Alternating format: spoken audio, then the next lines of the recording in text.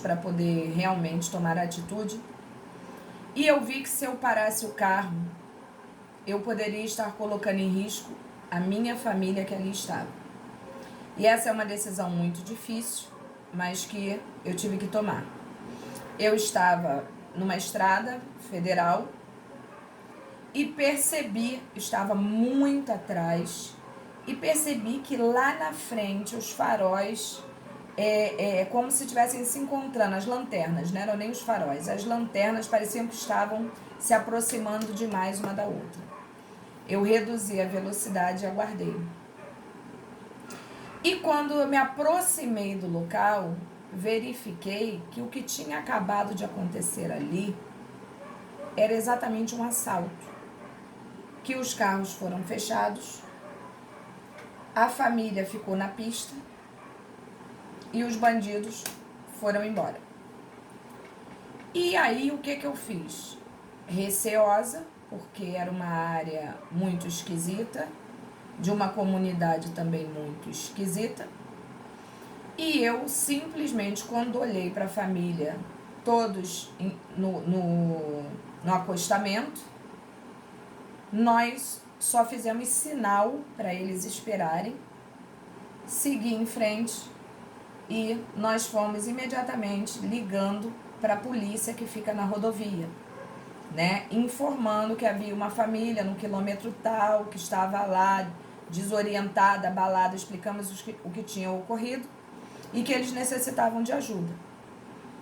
Fizemos isso, paramos no posto policial na frente, também reforçamos e informamos o que tinha ocorrido.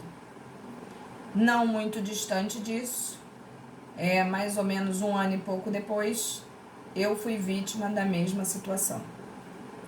Então isso é muito interessante, a gente percebe que existe uma responsabilidade, né? Se eu não tivesse pego o telefone e ligado para a polícia ou parado no posto policial da frente, aquela família estaria, né, desamparada, com criança, numa madrugada, desorientada pela violência, pelo assalto, por tudo que tinha sofrido, e não ficaria assim, não teria nenhum tipo de acesso, né, à ajuda. Então esse é o nosso papel, a gente tem que realmente fazer, e de preferência sem colocar em risco a sua vida e a vida de quem está com você. É isso aí que tem que acontecer. Tá? Agora, quando você pode ajudar independente de qualquer coisa, né, que não te coloque em risco, também é obrigação. Beleza aí, meu povo? Bom, o comportamento deve ser humano, apenas o homem pode praticar conduta e, portanto, cometer crime. Se eu fizesse essa pergunta para vocês numa prova, tá? Se só ser humano pode praticar crime, eu diria para vocês que a resposta deveria ser assim. Em regra, sim. No entanto, por via de exceção, a pessoa jurídica, em casos de crime ambiental, também podem praticar crime. Com o advento da Constituição, foi encarado como uma ficção jurídica e aceito que somente nestes casos a pessoa jurídica atua praticando crime. Ponto. Tá? Então vamos lá. Até o advento da Constituição da República de 88, a doutrina não tinha dúvidas em afirmar que crime é uma ação humana. Após a Carta Constitucional de 88, instalou-se uma séria controvérsia. É que, ao tratar do meio ambiente, o artigo 225, parágrafo 3º, fez menção à possibilidade de crime ambiental ser praticado tanto por pessoas físicas quanto por pessoas jurídicas. Porque quando estavam acontecendo crimes ambientais severíssimos, gravíssimos, como esses que nós estamos cansados de ver aí o tempo todo, que não afetam só a localidade, mas afetam o Brasil como um todo, às vezes o mundo como um todo,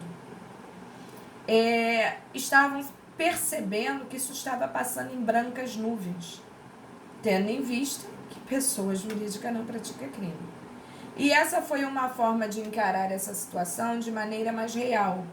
Então, por este motivo, aceitou-se, né, que em casos de crimes ambientais a empresa praticasse crime sim. Até porque, se nós pararmos para analisar, o meio ambiente é um crime praticado, né, quando você afeta o meio ambiente. Isso não é um crime praticado contra mim, contra você ou contra o Joaquim. Isso é um crime praticado contra a humanidade. Porque um meio ambiente equilibrado, um meio ambiente saudável, é responsabilidade de todos. Por que é responsabilidade de todos? Porque isso está na Constituição. Isso é um direito difuso. Isso é um direito que não tem endereço, não tem uma pessoa específica, não tem um nome que seja a Paula tem esse direito. Não, não é a Paula. Todos nós temos o direito a um meio ambiente equilibrado. E por isso que tinha que ser levado mais a sério. Porque esse direito não é um direito meu nem teu. É um direito de todos. Por isso ele é difuso. Tranquilo? Bom. E como diz aqui, ó, o artigo 225, todos têm direito ao meio ambiente ecologicamente equilibrado, bem de uso comum do povo, e essencial à sadia qualidade de vida, impondo-se ao poder público e à coletividade o dever de defendê-lo e preservá-lo para as presentes e futuras gerações. E é isso aí, gente. As condutas e atividades consideradas lesivas ao meio ambiente sujeitarão os infratores, pessoas físicas ou jurídicas, a sanções penais e administrativas, independentemente da obrigação de reparar os danos causados. Então, por aí nós vimos que a regra nos diz que só pessoas físicas como nós podemos praticar crime por meio de conduta. E que a exceção nos diz que o único crime que uma empresa pode praticar é a nível ambiental. Dúvidas, galera? Professora, tem uma dúvida. Manda ver. A pessoa jurídica ela também não pode cometer crime de caráter fiscal também? Olha só. Pessoa jurídica pensa para fazer isso?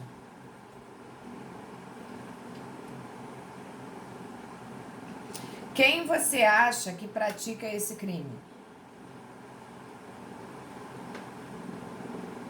Quando uma pessoa, ela pratica, ela pode ser dona da empresa ou ela pode trabalhar na empresa.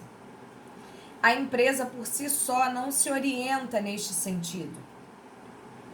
Existem pessoas que trabalham nessa condição e que geram situações delituosas como essa.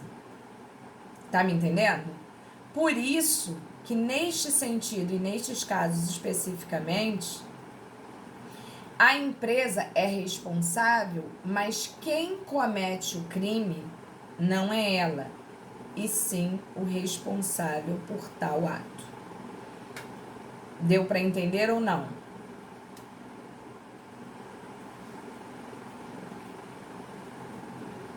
Foi Leonardo que fez a pergunta? Beleza, Leonardo. Então vamos lá, gente.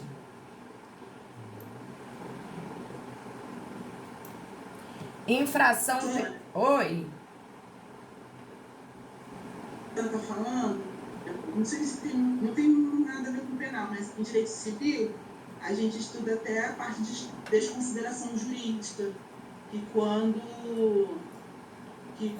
a empresa está devendo, aquela coisa toda, e a empresa em si não tem para pagar, atinge os bens dos donos, né? Depende. Ou seja, Depende. Depende da pessoa jurídica.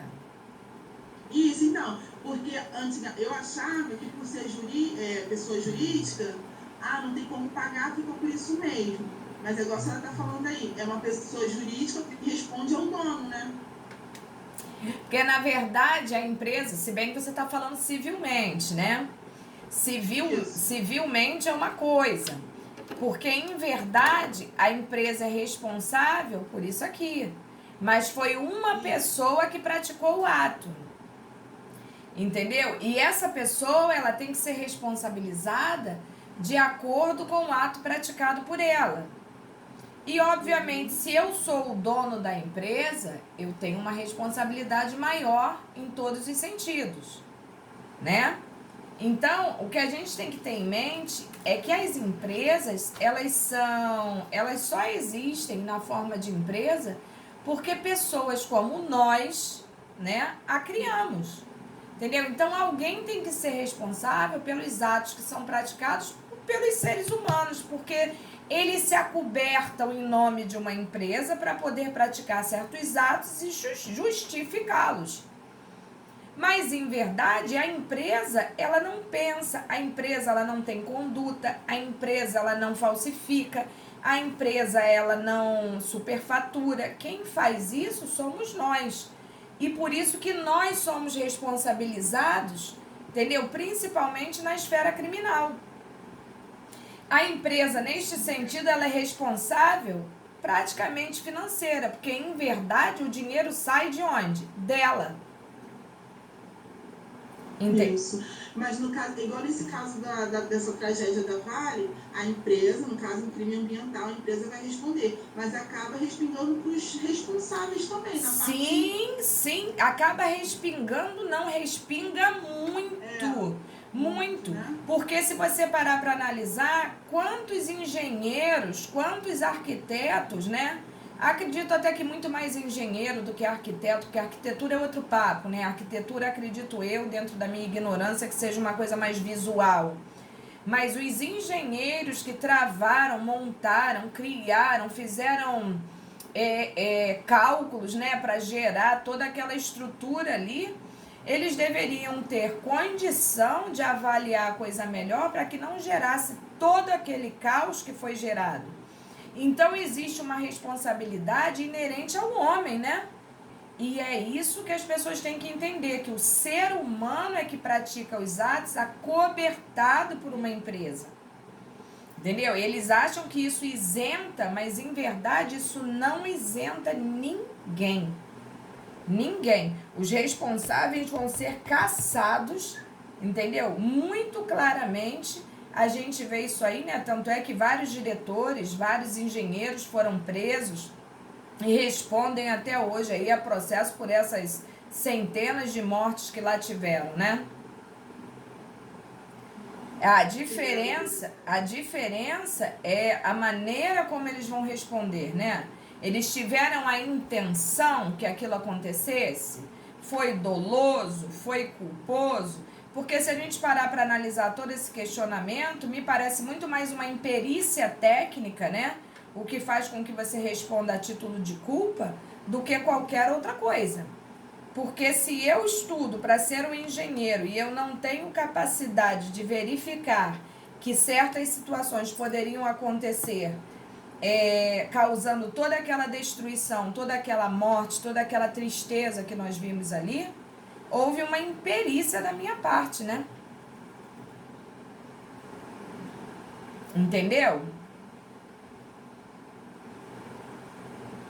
Entendeu, Keila? Beleza. É isso aí. Na dúvida, pergunta. Vamos lá. Infração penal. Bom, infração penal nós já vimos desde penal 1, né? Que a infração penal, na verdade, é uma forma genérica que a gente tem de demonstrar que uma pessoa praticou um ato delituoso. Porque, em verdade, né, quando a gente fala em infração penal, a gente não sabe se a pessoa praticou um crime ou se praticou uma contravenção. Então, na dúvida, a melhor forma que a gente tem de falar o ato praticado pela pessoa é nomeá-lo como uma infração penal, né? A partir do momento que a gente sabe se ele cometeu um crime ou uma contravenção, a gente pode usar a nomenclatura até mais original, né? Mas na dúvida, infração penal é uma forma genérica onde se admite tanto a espécie crime quanto a contravenção. Então, ocorre quando qualquer pessoa pratica qualquer conduta descrita na lei e, através dessa conduta, ofende um bem jurídico de uma terceira pessoa. Ou seja, as infrações penais constituem determinados comportamentos humanos proibidos por lei sob ameaça de uma pena. E sempre, a gente não pode esquecer, sob ameaça de uma pena. Por quê? Porque não necessariamente significa que um ato infracional vá caracterizar de forma contundente uma pena, né? Quantos crimes são praticados e são despenalizados? Então, não necessariamente todos os crimes são apenados. Isso aí a gente também já tem em mente, né? Ou alguém tem dúvida quanto a isso?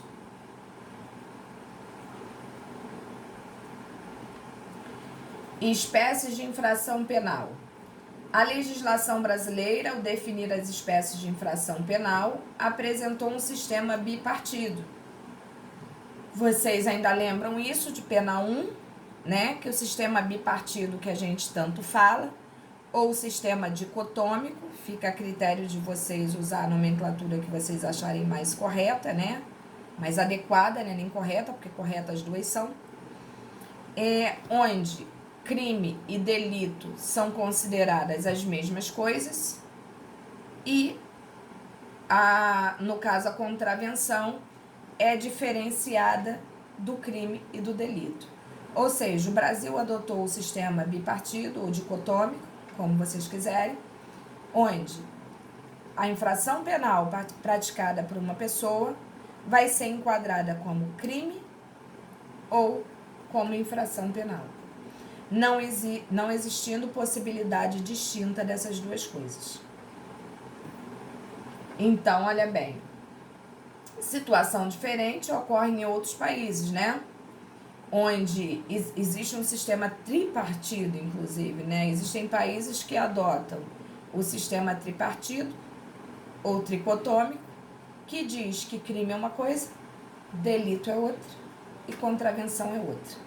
Não é o nosso caso aqui, não esqueçam disso. As duas espécies são crime, considerado o mesmo que delito, e a contravenção. Tranquilo isso para vocês?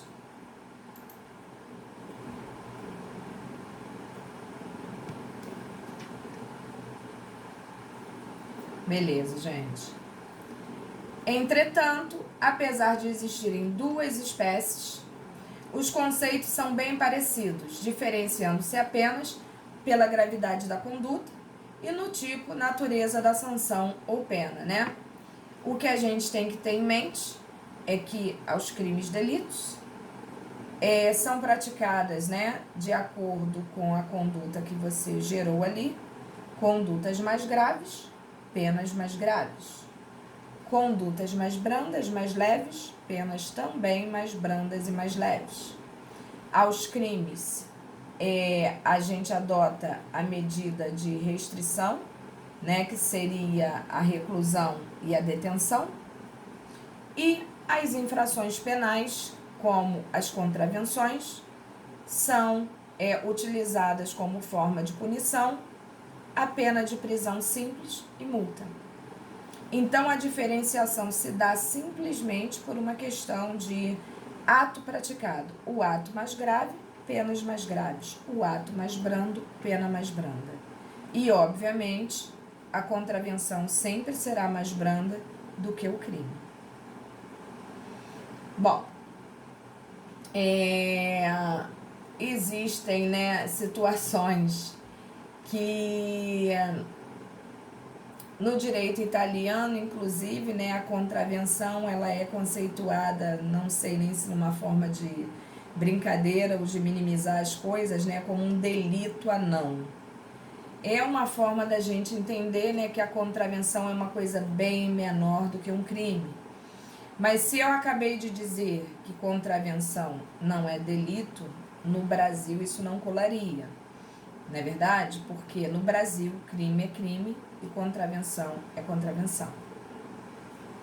Então vejam bem, referente ao tipo da sanção, a diferença tem origem no artigo 1º da Lei de Introdução ao Código Penal, né? Tá aí o artigo 1º para vocês, que considera-se crime a infração penal que a lei combina a pena de reclusão ou detenção, quer isoladamente, quer alternativamente ou cumulativamente com pena de multa, e contravenção, infração penal a que a lei combina isoladamente pena de prisão simples ou de multa, ou ambas, alternativa ou cumulativamente. Isso eu acho que está muito claro para todos nós. Se não tiver, a hora é essa, a gente explica de novo. Manda ver aí, tá tudo tranquilo? Tá dando para entender? Acho que sim, né? Porque se vocês ficam quietinhos, beleza. Vamos lá então.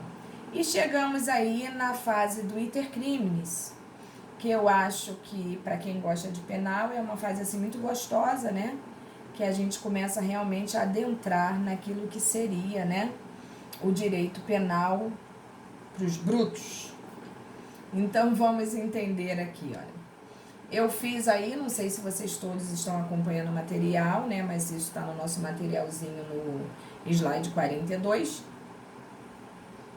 E eu fiz aí como se fosse uma linha do tempo, né, que geralmente é como a gente faz para explicar o que seria iter criminis. E corresponde aos estágios de realização do fato delituoso.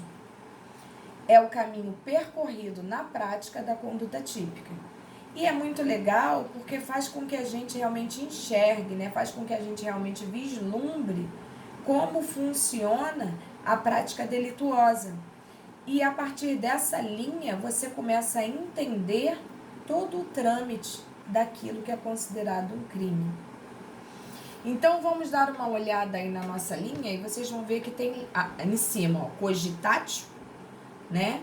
Que é a cogitação, é a fase inicial da pessoa que realmente está imaginando praticar um ato delituoso.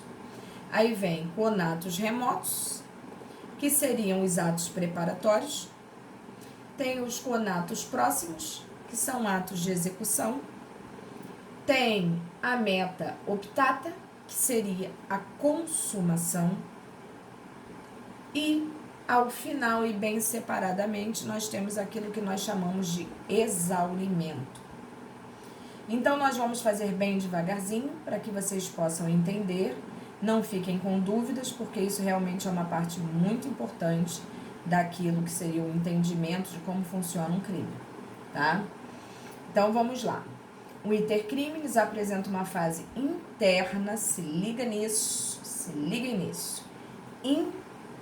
interna, que corresponde à cogitação. Esta fase se passa na mente do agente, não sendo sentida no mundo exterior. Por quê? Porque enquanto eu estou pensando, eu estou no âmbito do subjetivo. E esta fase, em regra, ela não é uma fase assim, com uma importância jurídico-penal muito grande. Por quê, gente? Porque enquanto eu estou pensando, eu posso pensar inclusive todo dia. Eu posso pensar inclusive toda hora, né? Eu quero matar minha irmã que não me empresta aquela blusa linda para eu sair no final de semana. Eu quero matar o meu marido porque ele é um canalha. Pensar não é crime, é isso aí, Keila. Enquanto tá aqui, só eu sei. E eu posso pensar e desistir, né? Muito bem, Gabriane, crime é ação. Não é à toa que tudo que está no nosso código é uma ação, porque um verbo é uma ação, né? É isso aí. O raciocínio jurídico de vocês, vejam como ele vai surgindo, né? Que coisa linda. Então, vamos lá. É um momento de resolução interna. É isso aí, Rodrigo, é igual vontade, né? Dá e passa, é isso aí. Enquanto a gente não exteriorizar essa vontade, não tem importância nenhuma. É isso aí. Então, vamos lá. Por isso, cuida-se de uma fase penalmente irrelevante. Ela não tem importância nenhuma, tá? Em regra. Não havendo resposta jurídico-penal. Se eu estou nesta fase e dela eu não saio, ora, não tem problema nenhum. Crime nenhum eu pratiquei, nada eu fiz, ninguém pode me acusar de nada. Ah, mas você pensou? Ah, pensei. Pensar eu penso 30 mil vezes. Entendeu? Isso é problema meu. Agora, a partir do momento que eu penso e eu exteriorizo, é diferente. Aí começamos a ter um problema. Vamos seguir aqui, ó. A fase externa, saímos da interna para ir para a externa. A fase externa do iter crimine se inicia com os atos preparatórios. Externa, não necessariamente importante. Vamos ver o porquê. Nesta fase, o agente empreende conduta que visa a preparar a execução do ato típico. Saiu daqui e passou a agir. Vamos entender. Por exemplo, o agente compra uma arma, passa a observar os hábitos da futura vítima, elabora um plano, né? Embora externa, esta fase também não merece resposta jurídico-penal. Ainda não há lesão a qualquer bem jurídico. Por quê? Porque eu também posso ter pensado, quero matar. Para matar eu preciso de um revólver, depois eu preciso de um saco plástico preto, eu preciso de fita para fechar esse saco plástico, eu preciso de uma pá para cavar um buraco, eu preciso de gasolina para tacar fogo. Eu vou lá e compro tudo. E se eu desistir? Não quero mais. Que loucura da minha cabeça. Eu só vou ter comprado uma pá, um saco plástico, uma fita, o revólver, que se eu não comprei clandestinamente, também não há problema nenhum. Mas até clandestinamente, se eu não utilizei e ninguém sabe do meu ato praticado, também não tem resposta jurídico-penal. Tá dando para entender aqui a situação? Agora, existem situações específicas que ainda que fase externa e ainda que em atos executórios, preparatórios, né, que são os atos preparatórios, que é a segunda fase do intercrimes, existem situações específicas que já podem corresponder a um crime só os atos preparatórios, mas também são exceções, tá? Vocês fiquem tranquilos que também não tem dificuldade nenhuma. São exceções que a gente vai encontrar uma vez ou outra, mas que a doutrina nos dá, assim, muito naturalmente, todos esses fatos para que a gente possa pensar. E eu coloquei aqui para vocês, ó. É preciso tomar cuidado, pois em certos casos o legislador prevê figuras típicas independentes que visam a coibir atos preparatórios de outros crimes. Esse é o problema. O exemplo clássico é o crime de quadrilha ou bando, que hoje, né, gente, é a atual associação criminosa aí, né, do 288, porque a quadrilha ou bando, ela agora é classificada como associação criminosa. Na verdade, é só nomenclatura diferente, mas a função é a mesma. Então, quando esses caras se reúnem para isso, esta reunião já é o crime. Por quê? Porque eles estão partilhando, eles estão comungando dos mesmos ideais, das mesmas ideias, para a prática de um ato delituoso. Então, neste sentido, a associação já é criminosa. Então, para a justiça, esse tipo de atos preparatórios já é considerado um crime por si só, porque é um crime autônomo. Não precisa que aconteça outra coisa para ser encarado como um fato típico. Deu para entender isso aí, meu povo?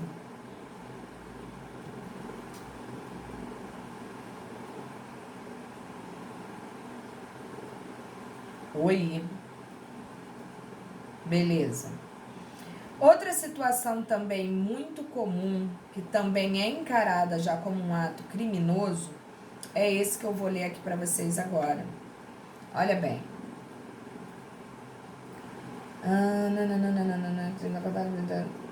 Peraí. Não, eu acho que eu não botei aqui. Mas eu tenho uma outra situação, outro exemplo para dar para vocês também. Essas pessoas que falsificam dinheiro, tá? Que tem aquelas máquinas, aquelas impressoras, né? De falsificar nota, de falsificar moeda, principalmente moeda nacional, que é crime pesadíssimo. O fato de eu possuir esse maquinário dentro da minha casa, do meu trabalho, seja de onde for, o fato de eu possuir material para que isso ocorra, eu posso nunca ter feito uma notinha, mas eu tenho esse maquinário, eu já estou incorrendo numa ação criminosa, tá? Que por si só já é um ato criminoso, que é essa questão da falsificação de moeda.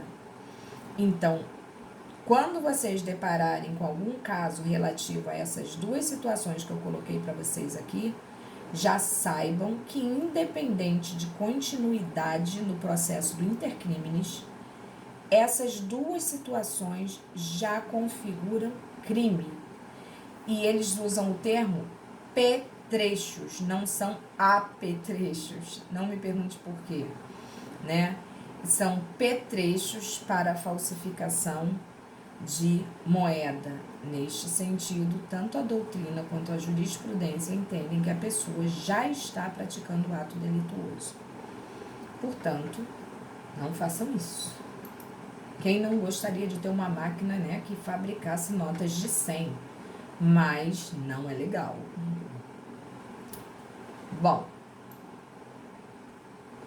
deu para entender aí, galera? Ok.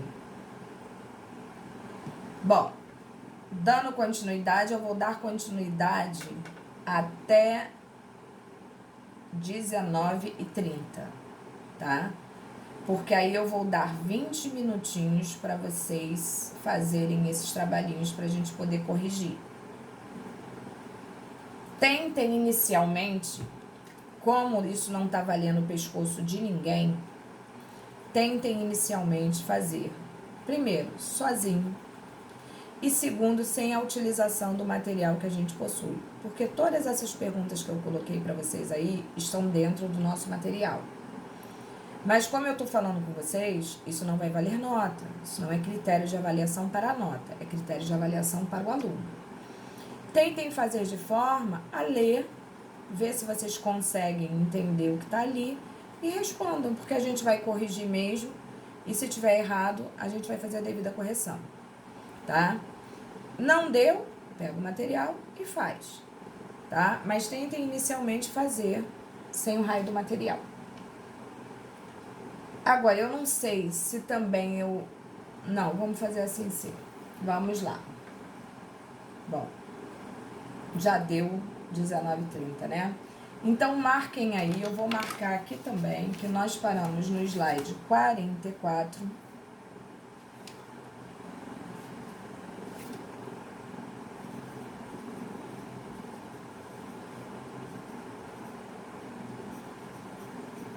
Para que a gente, na aula que vem, a gente dê início nisso aí.